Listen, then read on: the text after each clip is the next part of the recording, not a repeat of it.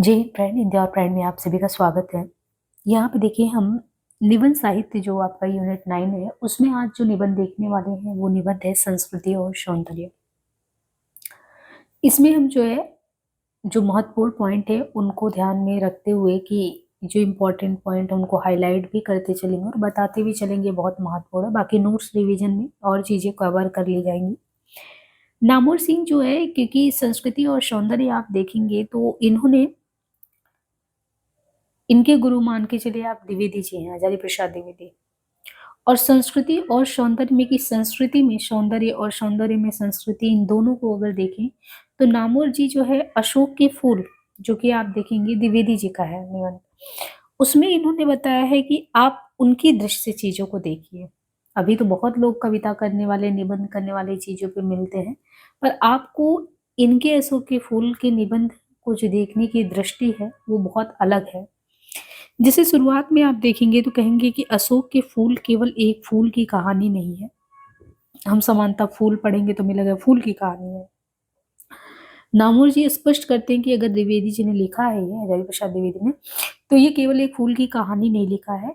ये जो अशोक का फूल है वो समझिए भारतीय संस्कृति का एक अध्याय है। तो सबसे पहले आपको ये पता होना चाहिए अशोक के फूल फूल पर कहानी पे बेस्ड नहीं है, बल्कि उसके माध्यम से भारतीय संस्कृति से आपको परिचित कराया गया है।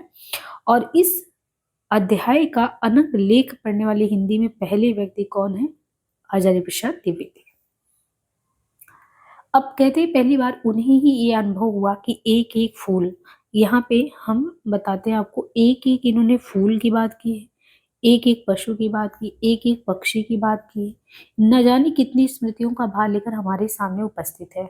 अशोक की भी एक अपनी क्या है, अशोक की अपनी एक स्मृति परंपरा है।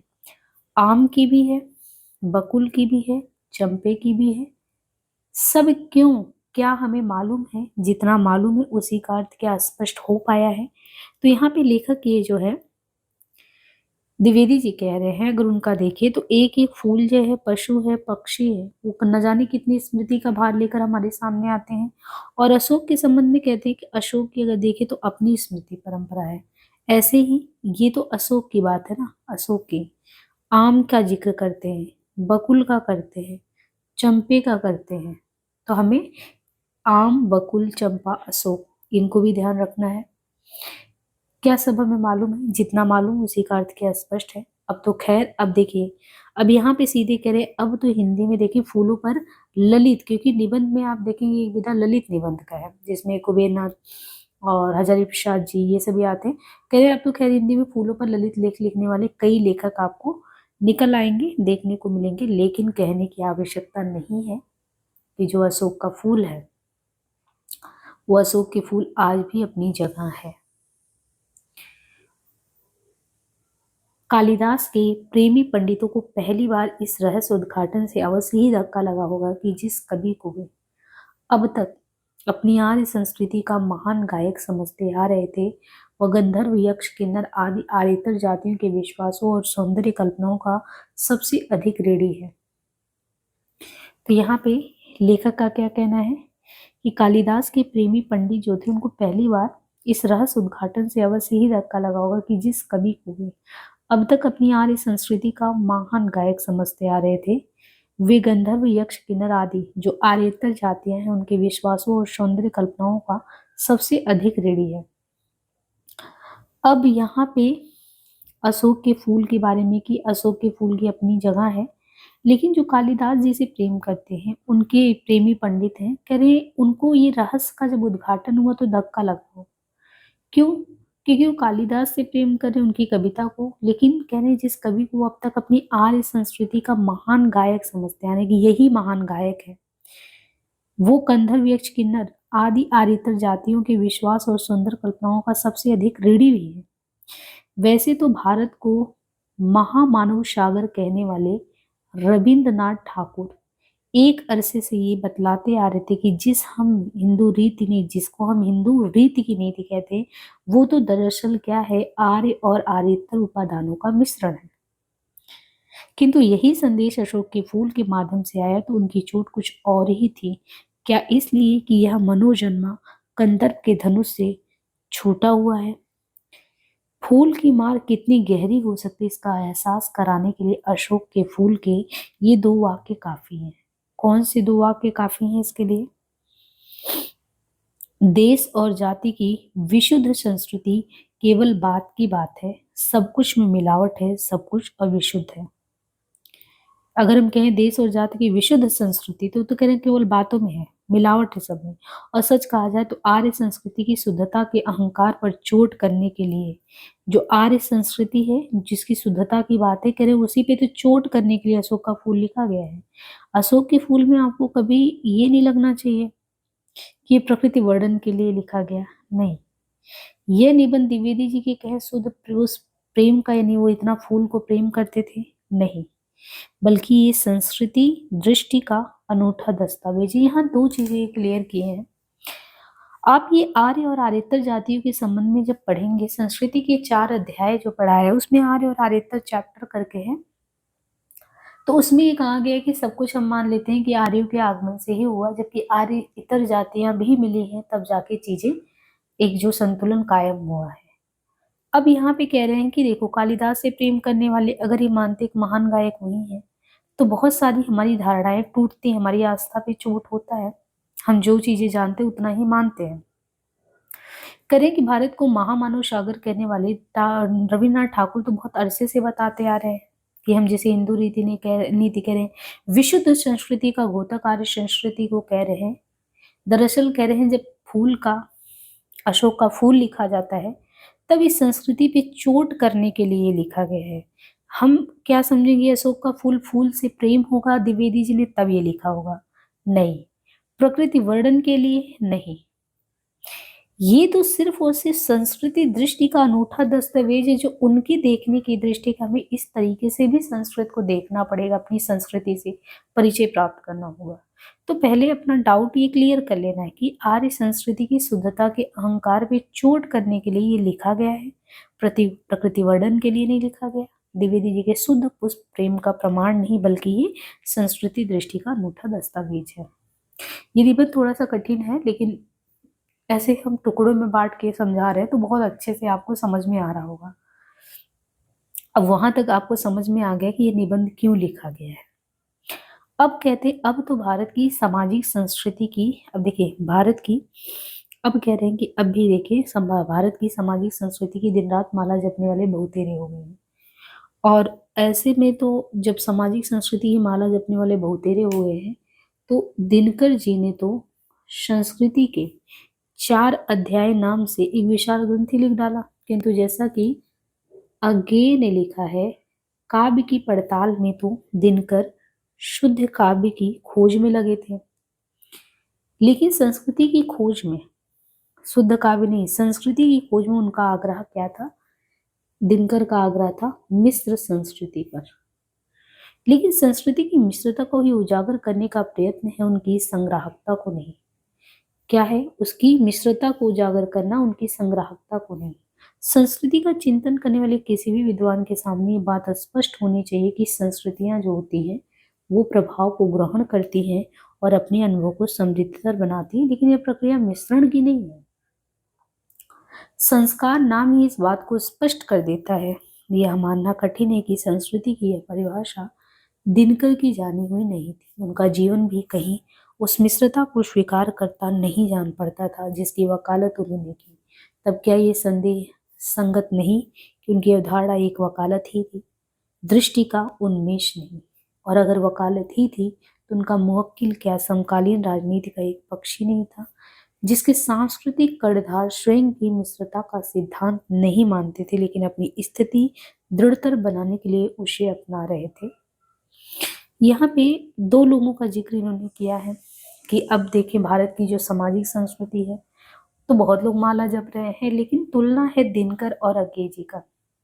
जैसे हमने कहा था कि आर्य और आदित्य के उपादानों के बारे में आप संस्कृति के 4 अध्याय जो यूनिट 10 में क्लास है उसमें देखेंगे बात की गई है। तो कह रहे एक विशाल ग्रंथ तो लिखा, किंतु जैसा कि अज्ञे जो है उन्होंने क्या किया, उन्होंने तो काव्य की पड़ताल में तो दिनकर की खोज में लगे थे। तो अज्ञे ने, जब इन्होंने संस्कृति के 4 अध्याय नाम से विशाल ग्रंथ लिख डाला, किंतु जैसा कि अज्ञे ने लिखा है कि काव्य की पड़ताल में तो दिनकर शुद्ध काव्य की खोज में लगे थे, यानी उसमें कुछ खोज रहे थे दिनकर, तो शुद्ध काव्य क्या होता है उसमें लगे थे। लेकिन कह रहे हैं कि अगर वो संस्कृति की खोज में उनका आग्रह था तो सिर्फ मिश्र संस्कृति पर, लेकिन संस्कृति की मिश्रता को ही उजागर करने का प्रयत्न है, उसकी संग्राहकता को नहीं। संस्कृति का चिंतन करने वाले किसी भी विद्वान के सामने कहते हैं बात स्पष्ट होनी चाहिए कि जो संस्कृति होता है वो प्रभाव को ग्रहण करता, अपने अनुभव को समृद्धतर बनाता है, लेकिन ये प्रक्रिया मिश्रण का नहीं है। और संस्कार नाम ही इस बात को स्पष्ट कर देता है। ये मानना कठिन है कि संस्कृति की यह परिभाषा दिनकर की जानी हुई नहीं थी। ये मानना कठिन है कि ये पता ही नहीं, उनका जीवन भी कहीं उस मिश्रता को स्वीकार करता तो नहीं जान पड़ता जिसकी वकालत उन्होंने की है। मतलब उस मिश्र संस्कृति को अगर कहें तो कह रहे हैं स्वयं तो दिनकर भी उसके पक्ष में नहीं है, उसकी स्वीकार्यता को लेके वो तो नहीं लगता जिसकी वकालत वो खुद कर रहे हैं। तब क्या ये संदेश संगत नहीं कि उनकी अवधारणा बस एक वकालत है, उनके खुद के जीवन में नहीं है, यानी दृष्टि का उनके उन्मेष नहीं है। जैसे होता कोई जो भी चिंतन कर रहा है, लिख रहा है, उसको अपना भी कितना रहा है, तो क्या उनकी दृष्टि का ये उन्मेष है? तो कह रहे नहीं, दृष्टि का उन्मेष भी नहीं है। और अगर वकालत ही थी तो उनका मुवक्किल क्या समकालीन राजनीति का एक पक्ष ही नहीं था, जिसके सांस्कृतिक कर्तार स्वयं भी मिश्रता का सिद्धांत नहीं मानते, लेकिन अपनी स्थिति दृढ़तर बनाने के लिए इसे अपना रहे हैं। ये तो बात वही हुई ना कि स्वयं अगर वो खुद नहीं अपना रहे मिश्रता का सिद्धांत, तो अपनी स्थिति को दृढ़तर बनाने के लिए बस उसे कह रहे हैं। अब ये जो मिश्र संस्कृति है, इसकी राजनीति से द्विवेदी जी कितने अलग थे मिश्र संस्कृति के। इसका प्रमाण ये है कि स्वाधीनता प्राप्ति के बाद जब से राष्ट्रीय स्तर पर अनुमोदित और प्रोत्साहित नीति के रूप में सामाजिक संस्कृति का बोलबाला हुआ, द्विवेदी जी ने इस विषय पर लगभग लिखना बंद कर दिया। यानी इस मिश्र संस्कृति में कह रहे हैं कि अगर आपको द्विवेदी जी को देखें कि कैसे अलग है, तो स्वाधीनता प्राप्ति यानी 1947 के बाद से जब से राष्ट्रीय स्तर पे कह रहे हैं अनुमोदन हुआ, प्रोत्साहन हुआ सामाजिक संस्कृति का बोलबाला, तब से द्विवेदी जी लिखना बंद कर दिया। स्पष्ट है कि वे मिश्र संस्कृति के वकील नहीं थे और न एक वकील की तरह अपने पक्ष के लिए इतिहास से तथ्य बटोरने गए थे। उन्होंने तो उस अनुभूति को वाड़ी दी जो अपने अतीत के साहित्य को पढ़ते और कलाकृतियों को, यानी दो चीजें, अपने अतीत के साहित्य को पढ़ते और कलाकृतियों को देखते समय अंतरतम में उठी थी, और इस बात से तो संभवतः आगे भी इनकार नहीं करेंगे। तो यहाँ पे सामाजिक संस्कृति के हिमायती अगर द्विवेदी जी कह रहे हैं मिश्र संस्कृति के तो वकील नहीं है, वो जो अतीत के साहित्य को पढ़ रहे हैं, कलाकृतियों को देख रहे हैं, तो उनके मन में बात उठी। इस बात से तो संभवतः आगे भी करें इनकार नहीं करेंगे। और द्विवेदी के लिए वो एक अमूर्त, द्विवेदी के लिए ये अमूर्त है, मूर्त नहीं है। अमूर्त बौद्धिक अवधारणा नहीं, बल्कि दृष्टि का उन्मेष था। तो दोनों लोगों में अंतर हो गया। यहाँ पे साफ साफ जैसे उन्होंने कहा कि दिनकर के संबंध में कहें तो दृष्टि का उन्मेष नहीं है, ये कह रहे हैं कि दृष्टि का उन्मेष नहीं है। लेकिन जब बात करें द्विवेदी जी के, तो द्विवेदी जी के संबंध में कहा जा रहा है कि दृष्टि का उन्मेष था। ये बहुत बारीक अंतर है दोनों में। द्विवेदी जी के लिए वह एक अमूर्त बौद्धिक अवधारणा नहीं थी, बल्कि दृष्टि का उन्मेष था। इसलिए जब द्विवेदी जी कहते हैं कि सब कुछ अविशुद्ध है, तो तुरंत बाद में यह भी जोड़ते हैं कि शुद्ध भी है, तो शुद्ध केवल क्या है? मनुष्य की जिजीविषा है। वो मनुष्य की शुद्ध क्या है? केवल मनुष्य की जिजीविषा। वो गंगा की अबाधित अनाहत धारा के समान सब कुछ को हजम करने के बाद भी क्या है? पवित्र है। केवल मनुष्य की जिजीविषा जो है गंगा की अबाधित अनाहत धारा के समान सब कुछ हजम करने के बाद भी पवित्र है। इस संदर्भ में उल्लेखनीय है कि आगे जहाँ संस्कृति की केवल आगे ही ना, जहाँ संस्कृति की केवल संग्राहकता की हिमायत करते हैं, वहीं द्विवेदी जी त्याग का जिक्र करना नहीं भूलते। अशोक के फूल में ही उसी अनुच्छेद के अंतर्गत एक दृष्टा की तरह मानव जाति की दुर्दम निर्मम धारा के हजारों वर्ष का रूप साफ देखते हुए वो क्या कहते हैं? मनुष्य की जीवनी शक्ति बड़ी निर्मम है। वो सभ्यता और संस्कृति के वृथा मोह को रौदती चली आ रही है। न जाने कितने धर्माचारों, विश्वासों, सौ व्रतों को धोती बहाती ये जीवन धारा आगे बढ़ी है। संघर्षों से मनुष्य ने नहीं शक्ति पाई। हमारे सामने समाज का आज जो रूप है वह न जाने कितने ग्रहण और त्याग का रूप है। तो ग्रहण और त्याग का रूप है। इसलिए द्विवेदी जी के सामने योजनाबद्ध रूप से एक मिश्र संस्कृति तैयार करने की समस्या नहीं है। समस्या ये है कि आज हमारे भीतर जो मोह है, संस्कृति और कला के नाम पर जो आसक्ति है, धर्माचार और सत्यनिष्ठा के नाम पर जो जड़िमा है, उसे किस प्रकार ध्वस्त किया जाए। इस दृष्टि से यदि दिनकर का मिश्र संस्कृति की एक राजनीति है, तो अज्ञेय के संस्कार धर्मी संग्राहक संस्कृति भी किसी और राजनीति के अनुसंग से बच नहीं पाती। जब वे कहते हैं कि संस्कृतियां प्रभाव ग्रहण करती हैं, अपने अनुभव को समृद्धतर बनाती, तो उसमें एक मूल संस्कृति का अस्तित्व पहले से ही स्वीकार कर लिया गया है, जो किसी प्रभाव से पहले विशुद्ध है, आकस्मिक नहीं है। अज्ञेय द्वारा स्थापित वत्सल निधि, अज्ञेय के संबंध में कह रहे हैं कि अज्ञेय द्वारा स्थापित वत्सल निधि की हीरानंद शास्त्री स्मारक व्याख्यान माला के प्रथम आयोजन में प्रकाशित भारतीय परंपरा के मूल स्वर में डॉक्टर गोविंद चंद पांडे भी लगभग ऐसे ही शब्दों में सामासिक संस्कृति का विरोध करते हैं। डॉक्टर पांडे ये स्वीकार करते हैं कि विज्ञान, प्रविधि और भौतिक उपादानों के स्तर पर नाना समाजों में आदान प्रदान अनायास और चिर परिचित है और इन साधनों का उपयोग समाज को प्रभावित करता है, किंतु इसके साथ ही वे ये भी मानते हैं कि अतर्क के भाव, अनुभूतियों और आध्यात्मिक उपलब्धियों के स्तर पर संस्कृतियों का वास्तविक मिलन अत्यंत कठिन होता है। किंतु अनुभूतियों और आध्यात्मिक उपलब्धियों के स्तर पर संस्कृतियों का वास्तविक मिलन अत्यंत कठिन होता है। कुल मिलाकर इस विमर्श का निष्कर्ष एक भारतीय संस्कृति की तथाकथित सामाजिकता वास्तव में सभ्यता के क्षेत्र में ही लागू होती है, इस क्षेत्र में भारत की कोई विशेषता नहीं। सवाल ये है कि सभ्यता और संस्कृति की जिन दो यूरोपीय अवधारणाओं को डॉक्टर पांडे ने भारत की संस्कृति के विवेचन के लिए अपनाया है, उनका संबंध सभ्यता से है या संस्कृति से। आदान प्रदान यदि सभ्यता के ही क्षेत्र में भी आदान प्रदान होता, फिर भी जिस तरह राष्ट्रीय स्तर पर अनुमोदित और प्रोत्साहित सामाजिक संस्कृति का विरोध डॉक्टर पांडे ने किया है, उसे किसी अन्य पक्ष की राजनीति की वकालत न मानना अज्ञेय के लिए भी कठिन होगा। तर्क वही है जिसका इस्तेमाल उन्होंने दिनकर के लिए किया है। क्यों किया? अज्ञेय ने किया है ना, तो दिनकर के लिए किया। यदि दिनकर की सामाजिक संस्कृति का संबंध राजनीति के एक पक्ष से है, तो स्वयं अज्ञेय और गोविंद चंद पांडे की शुद्ध संस्कृति का संबंध भी राजनीति के दूसरे पक्ष से। तो यहाँ पे नामवर जी कह देते हैं कि दोनों लोगों का अगर देखें, तो अगर आप ये कहें कि दिनकर का सामाजिक संस्कृति के जिस पक्ष से जुड़ाव है वो राजनीति के एक पक्ष को दिखाता है, तो स्वयं अज्ञेय और गोविंद चंद पांडे का भी शुद्ध संस्कृति का संबंध भी राजनीति के दूसरे पक्ष से जोड़कर देख सकते हैं। शुद्ध होने से ही वो राजनीति से मुक्त नहीं हो जाता। द्विवेदी जी की दृष्टि में संस्कृति का ये आग्रह भी एक प्रकार का क्या है? मोह है, जो बाधा उपस्थित करता है। संस्कृति में निहित जिस संस्कार की ओर अज्ञेय ने संकेत किया है, उसकी अर्थवत्ता में कह रहे हैं कि द्विवेदी जी की दृष्टि में देखें, संस्कृति का ये आग्रह भी एक प्रकार का मोह है जो बाधा उपस्थित करता है। संस्कृति में निहित जिस संस्कार की ओर अज्ञेय ने संकेत किया है, उसकी अर्थवत्ता से द्विवेदी जी अपरिचित है।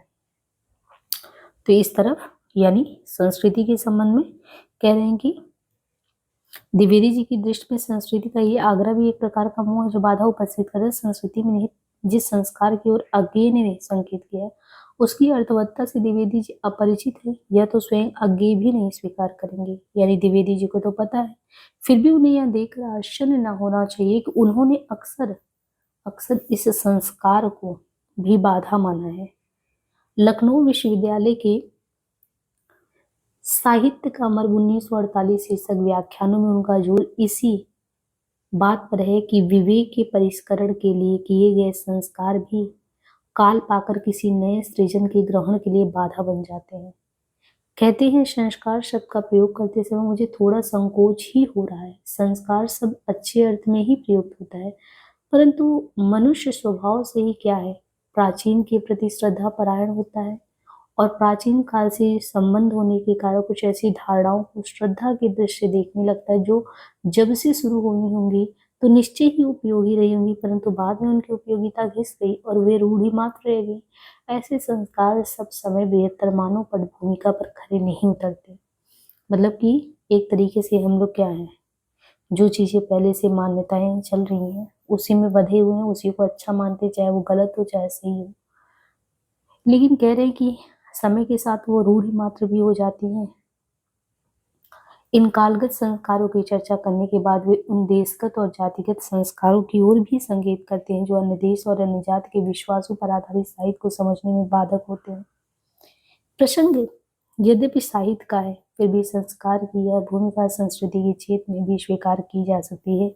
इस प्रकार स्पष्ट है कि संस्कार के उल्लेख मात्र से संस्कृति के क्षेत्र में दृष्टिगत होने वाली संकीर्णता का परिहार नहीं हो जाता। संस्कार की प्रक्रिया अंततः संस्कृति के क्षेत्र में उस शुद्धिकरण की ओर ले जाती है जिसकी परिणति वर्जनशीलता में होती है।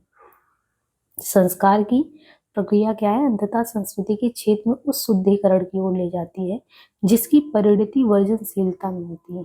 ये वही वर्जनशीलता है जिस पर भारतीय संस्कृति के बहुत सी हिमायतियों को अभिमान है।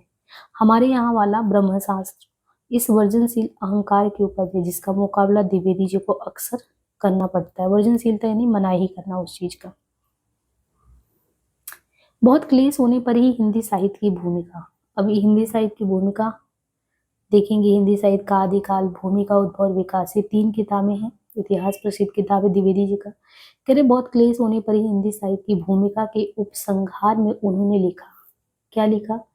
आए दिन श्रद्धापरायण आलोचक यूरोपियन मतवादों को धकिया देने के लिए भारतीय आचार्य विशेष का मत उद्धृत करते हैं और आत्मगौरव के उल्लास से घोषित कर देते हैं कि हमारे यहाँ यह बात इस रूप में मानी या कही गई है मानो भारतवर्ष का मत केवल वही एक आचार उपस्थित कर सकता है।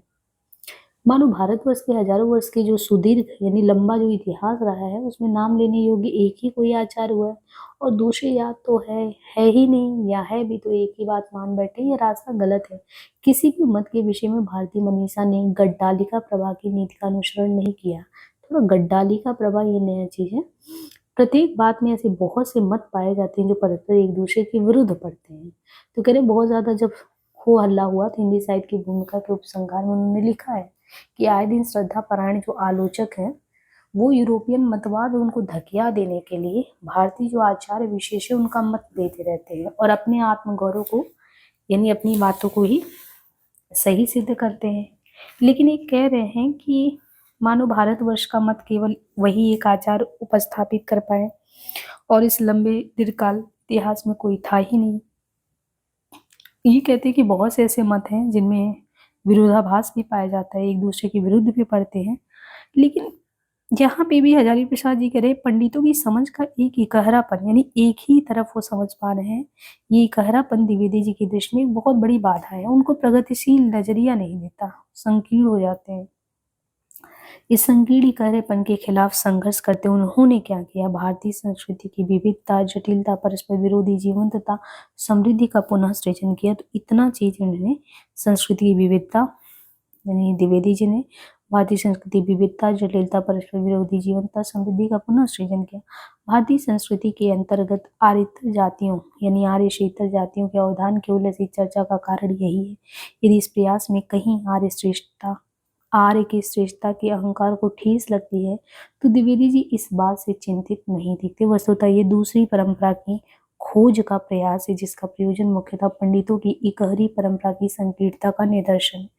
यहाँ पे एक चीज आपको और पता चला कि हिंदी साहित्य की भूमिका में श्रद्धा परायण आलोचक और दूसरी बात है किसी भी चीज को लेके इकहरापन, एक दृष्टि वालों जो कि बहुत बड़ी बाधा उत्पन्न करते हैं कोई भी चीज समझने के लिए।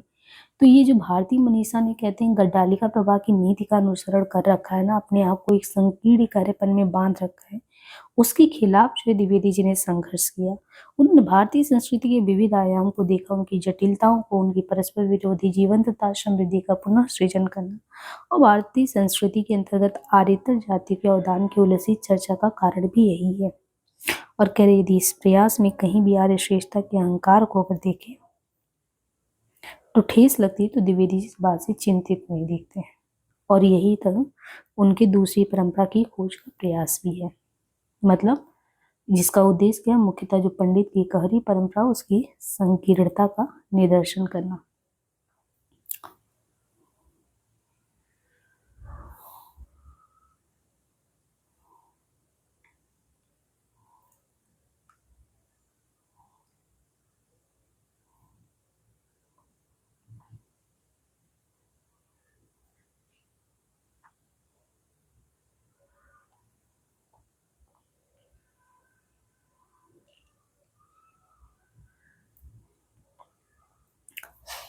प्रसंग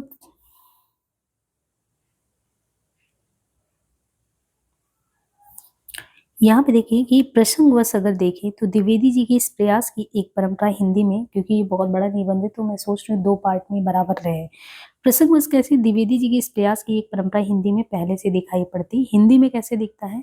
कहते हैं 1 दशक पहले प्रसाद जी, तो यहाँ पे देखिए जयशंकर प्रसाद का नाम लिया है इन्होंने कि 1 दशक पहले की बात है। जयशंकर प्रसाद को भी ऐसे ही भारत व्याकुल लोगों से पाला पड़ा, यानी इतनी ही संकीर्णतापन वाले लोगों से, जिनके जवाब में कवि को यानी प्रसाद जी को क्या लिखना पड़ा? काव्य और कला और रहस्यवाद। ये निबंध उन्होंने लिखा है प्रसाद जी ने। नए काव्य प्रयोगों की प्रक्रिया के रूप में उन्हें भी भारतीयता की दुहाई सुनाई पड़ी, जैसे द्विवेदी जी को सुनना पड़ता है। और इसी क्रम में काव्य और कला निबंध का आरंभ ही इस प्रकार होता है कि भारतीय वाङ्मय की सुरुचि संबंधी विचित्रताओं को बिना देखे ही अत्यंत शीघ्रता में आजकल अमुक वस्तु भारतीय अथवा भारतीय संस्कृति की सुरुचि के विरुद्ध है कह देने की परिपाटी चल पड़ी है। अब प्रसाद जी ने भी यह लक्षित किया था कि ये सब भावनाएं साधारणता हमारे विचारों की संकीर्णता से और प्रधानता अपनी स्वरूप विस्मृति से उत्पन्न है। यह संकीर्णता और स्वरूप विस्मृति जो है वो अपनी परंपरा के ऐतिहासिक और वैज्ञानिक विवेचन से ही दूर हो सकती है। कैसे? हम अपनी परंपरा का जब ऐतिहासिक और वैज्ञानिक विवेचन यानी तर्क से बात करेंगे तो ये जो संकीर्णता है ना, ये दूर हो पाएगा। ये समस्या जो चीज द्विवेदी जी कर रहे हैं यही काम प्रसाद जी ने भी बहुत पहले काम उठाया। अब वो हम अगर वैज्ञानिक विवेचन नहीं करते तो कमी दूर नहीं कर सकते, किंतु प्रसाद जी ने फिर क्या अनुभव किया कि इसका अगर देखें, इसका ऐतिहासिक और वैज्ञानिक विवेचन होने की संभावना जैसी पाश्चात्य साहित्य में वैसे अपने यहाँ नहीं है। उनके पास क्या है? उनके पास अरस्तु से लेकर वर्तमान काल तक सौंदर्य अनुभूति संबंधी विचारधारा का क्रम विकास और प्रतीकों के साथ साथ उनका इतिहास तो है ही। सबसे अच्छा साधन उनकी अविच्छिन्न सांस्कृतिक एकता भी है। हमारी भाषा के साहित्य में अगर देखें वैसा सामंजस्य है ही नहीं। बीच बीच में हमारे यहाँ इतने अभाव या अंधकार काल है कि उनमें कितनी ही विरुद्ध संस्कृतियां भारतीय रंगस्थल पर अवतीर्ण और लोप होती दिखाई देती हैं, जिन्होंने हमारी सौंदर्य अनुभूति के प्रतीकों को अनेक प्रकार से विकृत करने का उपयोग किया। तो यहाँ पे प्रसाद जी कह रहे हैं ये संकीर्णता जिनको हम कह रहे हैं कि ऐतिहासिक और वैज्ञानिक विवेचन से दूर हो सकते हैं, दरअसल इसका ना हमारे यहाँ पे संभावना बहुत कम दिखता है जैसा पाश्चात्य साहित्य में दिखता है। क्यों? क्योंकि वहां पे अरस्तु से लेकर वर्तमान काल तक सौंदर्य की अनुभूति संबंधी जो विचारधारा उसका क्रम विकास प्रतीकों के साथ साथ इतिहास तो है ही। सबसे अच्छा साधन उनकी है अविच्छिन्न सांस्कृतिक एकता। वो चीज हमारी भाषा के साहित्य में नहीं दिखेगा।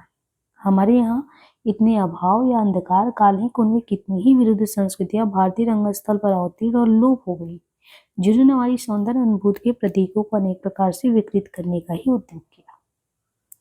अपनी परंपरा में इस अभाव और अंधकार काल के बावजूद प्रसाद जी ने रहस्यवाद शीर्षक से निबंध में सौंदर्य अनुभूति की परंपरा को पुनर्निर्मित करने का प्रयास किया। इस परंपरा का आरंभ उन्होंने श्री ऋग्वेद से ही किया, किंतु ये आर्यजन की वो परंपरा है जिसके प्रतिनिधि कौन है? इंद्र, और जिनमें काम की पूर्ण स्वीकृति है। वह अरुण के अधिनायकत्व में विकसित होने वाली असुर परंपरा से सर्वथा भिन्न है, जो विधि विधान और विवेक को विशेष महत्व देती है। वरुण वाले के यहाँ पे विधि और विधि विवेक इनको करते हैं, तो कह रहे हैं उनसे ये अलग है। प्रसाद ने इन दोनों परस्पर विरोधी परंपराओं के विकास की मनोरंजक रूपरेखा प्रस्तुत की और कहने की जरूरत भी नहीं है कि उनकी दृष्टि में जीवन में काम को पूर्णतः स्वीकार करके चलने वाली आनंदवादी परंपरा ही मुख्य अथवा काम्य है। तो यहाँ पे इन्होंने बाद में यही कहा कि इनके यहाँ पे देखे तो काम को पूर्णतः स्वीकार करके चलने वाली आनंदवादी परंपरा ही मुख्य अथवा अथच काम्य भी है। तो 2 चीजें हैं, प्रतिनिधि इंद्र हैं जिसमें काम की पूर्ण स्वीकृति है, यही आनंदवादी परंपरा में इस चीज की बात कर रहे हैं। वो वरुण के अधिनायकत्व में विकसित वाली असुर परंपरा से अलग है। किसी प्रकार की प्रक्रिया प्राप्त न होने के कारण ये कहना कठिन है कि द्विवेदी जी प्रसाद जी द्वारा निरूपित आनंदवादी परंपरा से किस हद तक परिचित है, किंतु तत्वतः ये वही परंपरा है जिसका श्रेय वे गंधर्व, नाग, द्रविड़ आदि जो आर्यतर, देखिए ये गंधर्व है, नाग है, द्रविड़ है, ये आर्य नहीं बल्कि आर्यतर जाति है, उनकी देन है। कह रहे हैं ये कंफर्म नहीं कर सकते कि द्विवेदी जी प्रसाद जी द्वारा निरूपित इस आनंदवादी, जिसमें काम ही केन में है, काम मतलब आनंदवादी परंपरा में वही है कि शतक परिचित थी, लेकिन ये कह रहे हैं कि ये वही परंपरा तत्वतः लगता है जिसका श्रेय आर्यतर जातियों को देती है। विचार और वितर्क 1945 में संकलित अपने एक आरंभिक निबंध हमारी संस्कृति और साहित्य का संबंध में लिखा है कि सबसे अधिक आर्यतर संस्कृत साहित्य और ललित कलाओं के क्षेत्र में हुआ है।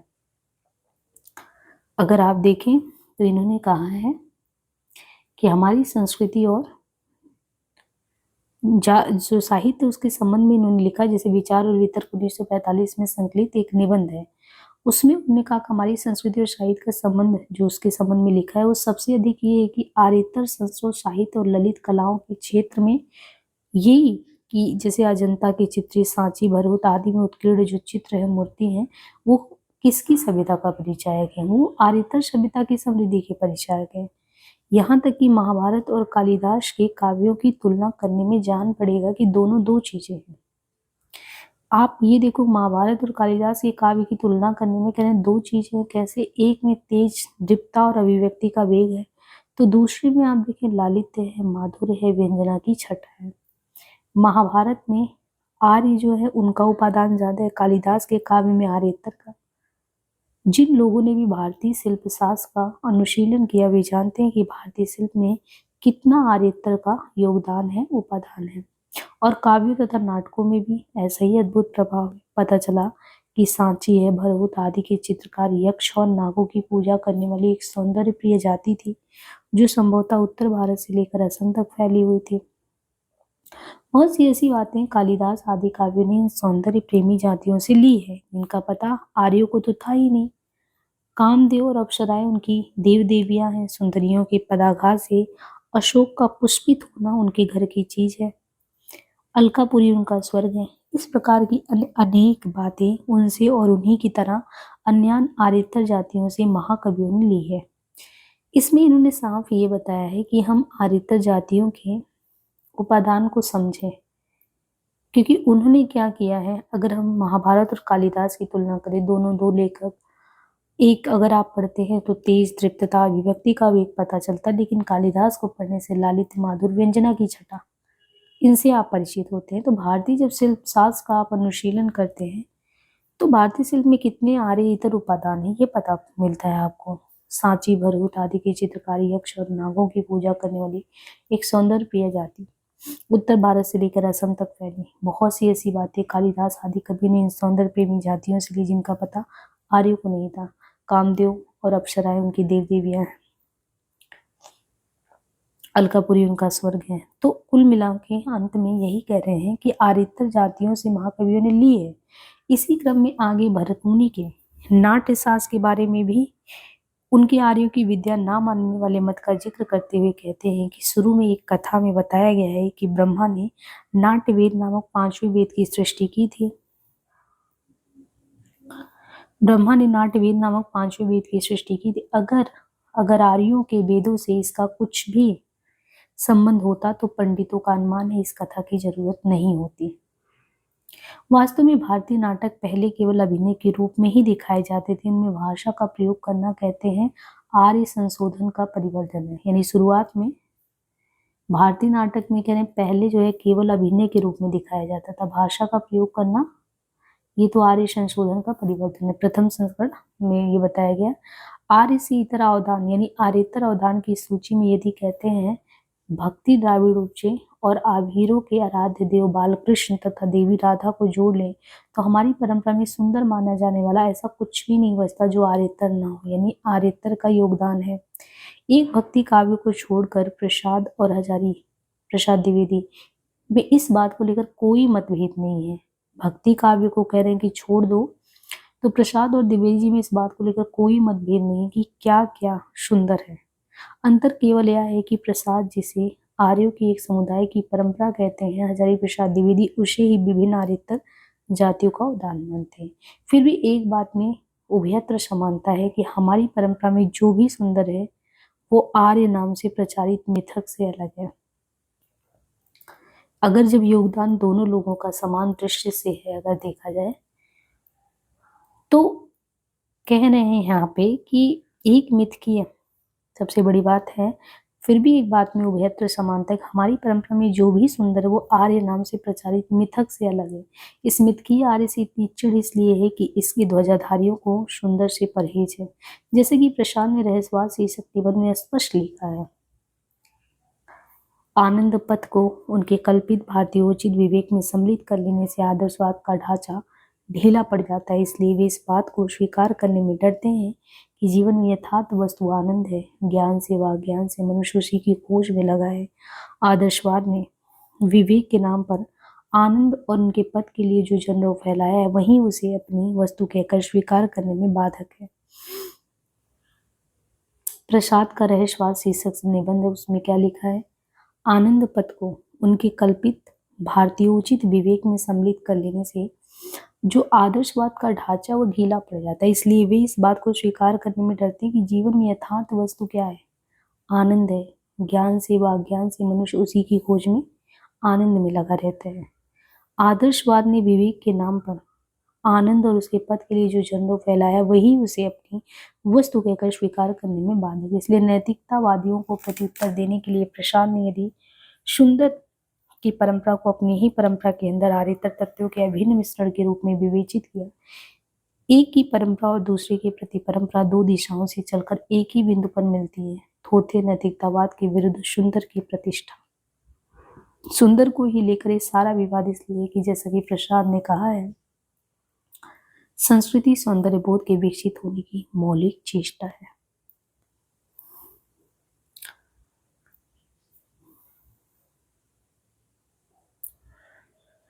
यहाँ पे कहते हैं ना कि यह आकस्मिक नहीं है कि भारतीय संस्कृति के नाम पर नैतिकता की ध्वज फहराने वाले प्रकृति के सौंदर्य को तो किसी प्रकार सह लेते हैं, पर नारी सौंदर्य के सामने आंखें चुराने लगते हैं।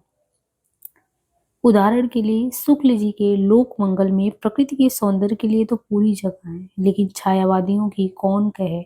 स्वयं विद्यापति के लिए तो पूरी जगह है, लेकिन छायावादियों की कौन कहे। स्वयं सूर्य जैसे भक्त कवियों का नारी सौंदर्य भी ग्रह नहीं है। तो यहाँ पे भी तुलना किया गया है कि जो लोग भी नैतिकता का ध्वज फहराते हैं भारतीय संस्कृति में, ये नैतिक वो अनैतिक, कह रहे हैं कि ठीक है, इनके पास प्रकृति के सौंदर्य को तो ये सह लेते, अगर प्रकृति बहुत सुंदर है तो वो सह लेते, लेकिन नारी सौंदर्य के सामने आंखें चुराने लगते हैं।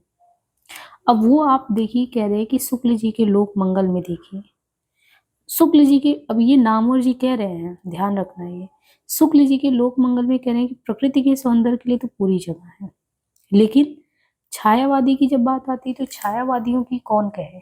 स्वयं जो विद्यापति हैं उनके लिए तो पूरी जगह है इनके पास, लेकिन छायावादियों की कौन कहे। स्वयं विद्यापति और सूर जैसे भक्त कवियों का नारी सौंदर्य भी ग्रह नहीं है। तो प्रकृति के इसलिए सौंदर्य के लिए तो पूरी जगह है, लेकिन छायावादियों की कौन कहे। स्वयं विद्यापति के लिए तो पूरी जगह है, लेकिन छायावादियों की कौन कहे। स्वयं विद्यापति और सूर जैसे भक्त कवि की जब बात आती है तो नारी सौंदर्य ग्रह नहीं है। आनंद और माधुर्य को लोक मंगल की सिद्धावस्था का गौरवपूर्ण पद देकर कि आनंद और माधुर्य लोक मंगल की सिद्धावस्था का गौरवपूर्ण पद देकर उन्होंने साधनावस्था का मार्ग अपनी ओर से सर्वथा निष्कंटक कर लिया, क्योंकि साधना के मार्ग में माधुर्य से कहते हैं बाधा पहुंचने की आशंका होती है। संभवतः ऐसे ही पूर्वाग्रह का प्रत्याख्यान करने के लिए द्विवेदी जी ने अपनी साहित्य साधना के आरंभिक सोपान पर ही हिंदी साहित्य की भूमिका के साथ ही प्राचीन भारत का कला विलास 1940 नामक पुस्तक लिखी, जो आगे चलकर परिवर्धित रूप में प्राचीन भारत के कलात्मक विनोद नाम से छपी। मतलब कि कुछ कह रहे कि ऐसा ही जवाब देने के लिए हो सकता है द्विवेदी जी ने अपनी साहित्य साधना के शुरुआती सोपान पर हिंदी साहित्य की भूमिका के साथ ही प्राचीन भारत का कला विलास 1940 नामक पुस्तक लिखा होगा, जो आगे चलकर परिवर्धित रूप में प्राचीन भारत के कलात्मक विनोद नाम से छपता है। प्राचीन भारत में प्रचलित कलाओं के लगभग 100 संदर्भों का तथ्यात्मक विवरण उपस्थित करने से पहले कलात्मक विनोद में द्विवेदी जी ने आरंभ में यह स्पष्ट कर देना जरूरी समझा कि विलासिता और कलात्मक विलासिता एक ही वस्तु नहीं है। थोथी विलासिता में क्या होता है, थोथी विलासिता कहेंगे तो उसमें केवल भूख रहती है, नंगी भूख, उपभोक्ता पर कलात्मक विलासिता संयम चाहती है, शालीनता चाहती है, विवेक चाहती है। सो कलात्मक विलास किसी जाति के भाग में सदा सर्वदा नहीं जुड़ता। उसके लिए ऐश्वर्य चाहिए, समृद्धि चाहिए, त्याग चाहिए, भोग का सामर्थ्य चाहिए और सबसे बढ़कर ऐसा पौरुष चाहिए जो सौंदर्य और सुकुमारता की रक्षा कर पाए। देखिए यहाँ पे इन्होंने कहा कि माधुरी से बाधा पहुंचती है नारी सौंदर्य को लेके यदि, तो ऐसे प्रत्याख्यान के लिए द्विवेदी जी आते हैं और हिंदी साहित्य की भूमिका के साथ प्राचीन भारत की कला विनाश पुस्तक को आगे परिवर्धित रूप के प्राचीन भारत की कलात्मक विनोद नाम से जब छपता है, तो प्राचीन भारत में जो प्रचलित कलाएं थीं उनके लगभग 100 संदर्भों का तथ्यात्मक विवरण उपस्थित करने से पहले कलात्मक विनोद में द्विवेदी जी शुरू में ये स्पष्ट कर देना जरूरी समझते हैं कि एक तो विलासिता है और एक है कलात्मक विलासिता, जो कि एक वस्तु नहीं है। थोथी विलासिता है तो केवल उसमें भूख रहेगा, नंगी बुभुक्षा पर कलात्मक विलासिता संयम चाहती है। कलात्मक जो विलासिता है, देखिए थोथी विलासिता है तो भूख रहेगा, लेकिन कलात्मक विलासिता संयम चाहती है, कलात्मक विलासिता शालीनता चाहती है, विवेक चाहती है। सो कलात्मक विलास किसी जाति के भाग में हमेशा नहीं आता। उस कलात्मक विलासिता के लिए ऐश्वर्य चाहिए होता है, समृद्धि चाहिए, त्याग चाहिए, भोग का सामर्थ्य और सबसे बढ़ के ऐसा पौरुष जो सौंदर्य और सुकुमारता की रक्षा कर पाए। परंतु इतना भी काफी नहीं, उस जाति में जीवन के प्रति ऐसी एक दृष्टि सुप्रतिष्ठित होनी चाहिए जिससे वो पशु सुलभ जो इंद्रिय वृत्ति है को और बाहरी पदार्थों को ही समस्त सुखों का कारण ना समझने में प्रवीण हो। उसकी देखने की दृष्टि भी जो हो ना, पशु सुलभ ना हो और वो बाहरी पदार्थों को ही समझ सुखों का कारण ना समझे, ये है तब तो कलात्मक विलासिता की बात है। उस जात की ऐतिहासिक और सांस्कृतिक परंपरा बड़ी क्या होनी चाहिए, उदार होनी चाहिए कलात्मक विलासिता वाले का। थोथी विलासिता की बात नहीं, कलात्मक की बात।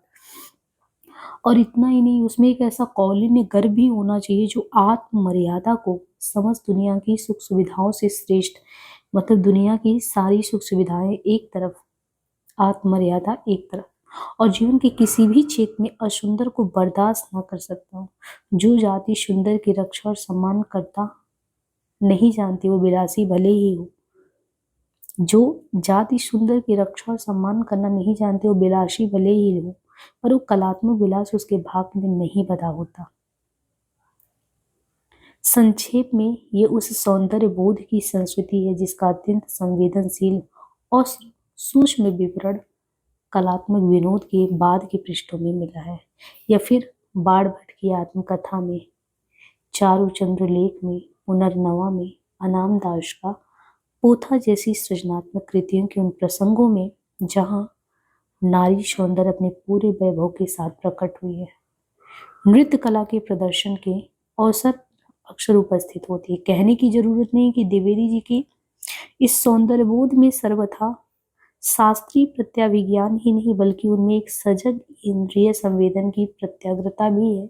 रूप, शोभा, सुषमा, सौभाग्य, चारुता, लालित्य, लावण्य आदि का ऐसा सूक्ष्म परिज्ञान और संवेदन हिंदी में दुर्लभ है। जिस तरीके से यहाँ पे द्विवेदी जी ने जिस दृष्टि से चीजों को देखा है, इस सौंदर्य बोध को कहते हैं सामंती संस्कृति का पर्याय समझ लिए जाने का भ्रम ना हो। इसलिए मेघदूत एक पुरानी कहानी 1957 से पूर्व मेघ के पुष्पलाभी मुखानम वाले 26वें छंद पर द्विवेदी जी की व्याख्या का एक अंश यहाँ पे प्रस्तुत करते हैं कि इस सौंदर्य को आप लोग गलती से सामंती संस्कृति का पर्याय ना समझ लें। इसलिए कह रहे हैं कि मेघदूत एक पुरानी कहानी से पूर्व मेघ के पुष्पलाभी मुखानम वाले 26वें छंद पर द्विवेदी जी की व्याख्या का एक अंश प्रस्तुत है। जो संपत्ति परिश्रम से नहीं अर्जित की जाती और जिसके संरक्षण के लिए मनुष्य को रक्त पसीना में नहीं बदलता, वो केवल कुत्सित रुचि का प्रश्रय देती है। सात्विक सौंदर्य वहां है जहां चोटी का पसीना एड़ी तक आता है और नित्य समस्त विकारों को धोता रहता है। पसीना बड़ा पावक तत्व है मित्र, जहां इसकी धारा रुद्ध हो जाती वहां कलुष और विकार जमकर खड़े हो जाते हैं। विदिशा के प्रचंड विलासियों में ये पावनकारी तत्व नहीं, उनके चेहरों पर सात्विक तेज और उल्लसित करने वाली दीप्त नहीं रह गई। इसलिए मैं सलाह देता हूँ कि विश्राम करके आगे बढ़ना, क्योंकि प्रातःकाल निचली पहाड़ी के इर्द गिर्द तुमको मनुष्य की सात्विक शोभा दिखाई पड़ेगी। क्यों दिखाई पड़ेगी? वहां सवेरे सूर्योदय के साथ ही साथ तुम श्रम जल स्नात नारियों की दिव्य शोभा देख पाओगे। नागरिक लोगों के आनंद और विलास के लिए कृषकों ने फूलों के अनेक बगीचे लगा रखे हैं। प्रातःकाल कृषक वधुएं फूल चुनने के लिए इन पुष्प उद्यानों में आ जाती हैं। उस प्रदेश में इन्हें पुष्पलावी कहते हैं। पुष्पलावी अर्थात फूल चुनने वाली। ये पुष्पलावियां घर का काम काज समाप्त करके उद्यानों में आ जाती है और मध्याह्न तक फूल चुनती रहती है। और इतना ही नहीं, सूर्य के ताप से इनका मुखमंडल ग्लान हो उठता है, गंडस्थल से पसीने की धारा बह चलती है और इस श्वेत धारा के निरंतर संस्पर्श से उनके कानों के आवरण रूप में विराजमान नीलकमल मलिन हो उठते हैं। दिन भर की तपस्या के बाद वे इतना कमा लेती हैं कि किसी प्रकार उनकी जीवन यात्रा चल सके, परंतु तुमको यही सात्विक सौंदर्य के दर्शन होंगे। उनके दीप्त मुखमंडल पर शालीनता का तेज देखोगे। उनके भू भंग विलास से अपरिचित आंखों में सच्ची लज्जा के भार का दर्शन कर पाओगे और उनके उत्पन्न अधरों पर स्थिर भाव से विराजमान स्मित रेखा को देखकर तुम समझ सकोगे कि सूची स्मिता किसे कहते हैं। इस पवित्र सौंदर्य को देखकर तुम निचली पहाड़ी की उद्दाम और उन्मत्त विलास लीला को भूल जाओगे। वहां तो तुम संचय का विकार देखोगे और यहाँ आत्मदान का सहज रूप। देखिए, इन्होंने कहा कि अगर आपको सच में चारुता, लालित्य, लावण्य, ये सारी चीजें देखनी है, जो सौंदर्य की बात की जा रही है, और आपको गलतफहमी ना हो, ये सामंती संस्कृति का पर्याय ना समझो। इसलिए मेघदूत की एक पुरानी कहानी को आपके सामने रखते हैं। उसमें पुरानी कहानी में मतलब पूर्व मेघ के पुष्पलाभी मुखानम की 26वीं छंद के करण द्विवेदी जी की एक व्याख्या है। कहते हैं कि देखिए, यहाँ पे बहुत बढ़िया सुंदरता की परिभाषा दी है सौंदर्य की।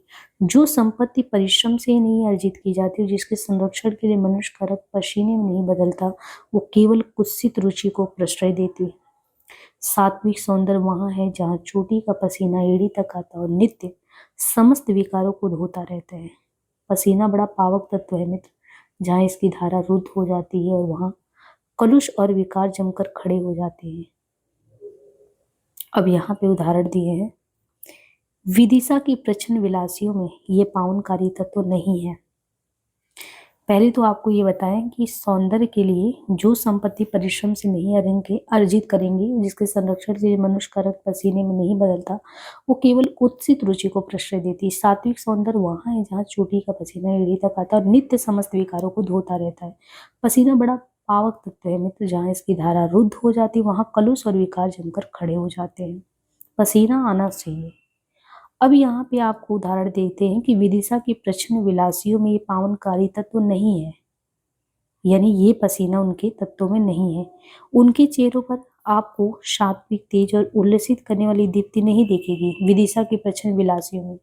इसलिए मैं सलाह देता हूँ कि विश्राम करके आगे बढ़ना, क्योंकि प्रातःकाल विश्राम करना, विदिशा की प्रच्छन्न विलासी मत देखना।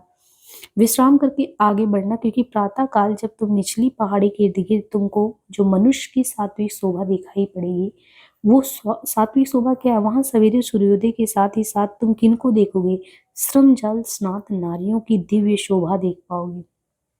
पसीने से भीगी हुई नारियां, श्रमशील नारियां, नागरिक लोगों के आनंद और विलास के लिए कृषकों ने फूलों के अनेक बगीचे लगा रखे हैं। तो प्रातःकाली कृषक वधुएं फूल चुनने के लिए इसी उद्यान में आती हैं। इस प्रदेश में उनको पुष्पलावी कहते हैं। पुष्पलावी अर्थात वो फूल चुनने वाली। ये पुष्पलावियां घर का काम काज समाप्त करके उद्यान में आ जाती है और मध्याह्न तक, दोपहर तक फूल चुनती रहती है। अब इसमें क्या है कि सूर्य के ताप से इनका मुखमंडल क्या होता है? ग्लान होता है, गंडस्थल से पसीने की धारा बहती है। अब आप उनका परिश्रम देखिए। सूर्य के ताप से उनका मुखमंडल ग्लान है, गंडस्थल से पसीने की धारा बह रही है और इस श्वेत धारा के निरंतर संस्पर्श से उनके कानों के आभरण रूप में विराजमान नीलकमल मलिन होते हैं। दिन भर की तपस्या के बाद भी इतना कमा लेते हैं कि किसी प्रकार उनकी जीवन यात्रा बच चल पाए, परंतु तुमको यही सात्विक सौंदर्य जिनका दर्शन होगा। उनके दीप्त मुखमंडल पर शालीनता, उनका जो दीप्त मुखमंडल है उन पर शालीनता का तेज देखोगे। दीप्त मुखमंडल शालीनता का। उनकी भ्रूभंग विलास से अपरिचित आंखों में तुम्हें सच्ची लज्जा के भार का दर्शन वो मिलेगा। उनके उत्फुल्ल अधरों पर स्थिर भाव से विराजमान पवित्र स्मित रेखा को देखकर तुम समझ सकोगे कि शुचि स्मिता किसे कहते हैं, यानी पवित्र स्मिता। इस पवित्र सौंदर्य को देखकर तुम निचली पहाड़ी के उद्दाम और उन्मत्त विलास लीला को भूल जाओगे।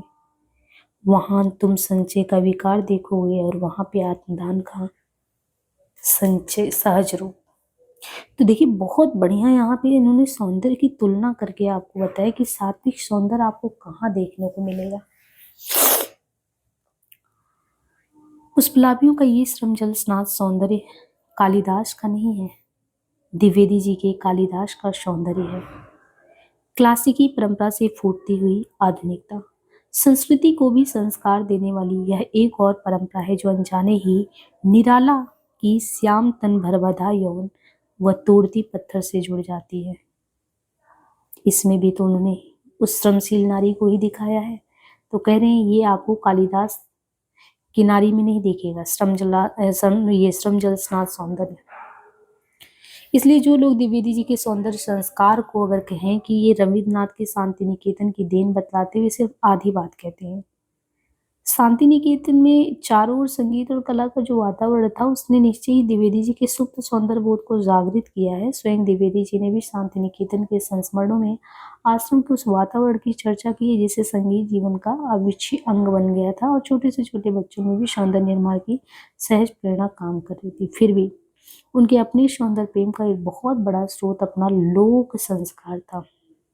यही वजह है कि जीवन के संदर्भ में जब भी सौंदर्य सृष्टि की बात उठती थी तो वे उसे सामान्य जनजीवन में उतारने की कल्पना करते थे। इस दृष्टि से विचार प्रभाव 1959 में संकलित जनता का अंतःस्पंदन शीर्षक लेख विशेष रूप से उल्लेखनीय है।